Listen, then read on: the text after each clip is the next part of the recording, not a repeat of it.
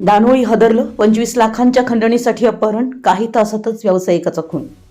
कोल्हापूर जिल्ह्यातील दानोळी गावात सोमवारी रात्री घडलेल्या एका थरारक घटनेनं संपूर्ण परिसर हादरून गेलाय. एका 40 वर्षीय व्यावसायिकाचं अपहरण करून त्याचा खून केल्याचा धक्कादायक माहिती समोर आली आहे.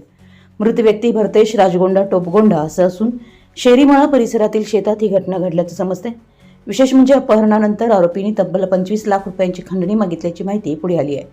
घटनेची सुरुवात सोमवारी रात्री सुमारे 9च्या सुमारास झाली आहे. भरतेशांना अज्ञातांनी जबरदस्तीने पळवून नेलं. काही वेळानंतर त्यांच्या स्वतःच्या मोबाईलवरूनच त्यांच्या चुलत भावाला कॉल करण्यात आला. या कॉलमध्ये मोठी रक्कम घेऊन ठराविक ठिकाणी येण्याचा आदेश देण्यात आला. यानुसार भरतेशांचा भाऊ महावीर आणि त्यांचे 2 मित्र सांगितलेल्या ठिकाणी गेले. मात्र अपहरणकर्त्यांनी सतत लोकेशन बदलत त्यांना गोंधळात टाकलं. काही वेळातच मोबाईल बंद करण्यात आला आणि संपर्क पूर्णपणे तुटला.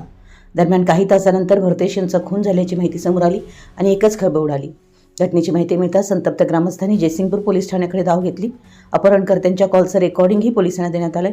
मात्र सुरुवातीला केवळ बेपत्ता नोंद करण्यात आल्यानं ग्रामस्थांमध्ये तीव्र नाराजी पसरली. यानंतर पोलीस पाटील प्रशांत नेंजकर यांच्या मार्गदर्शनाखाली गावकऱ्यांनी स्वतः शोध मोहीम सुरू केली.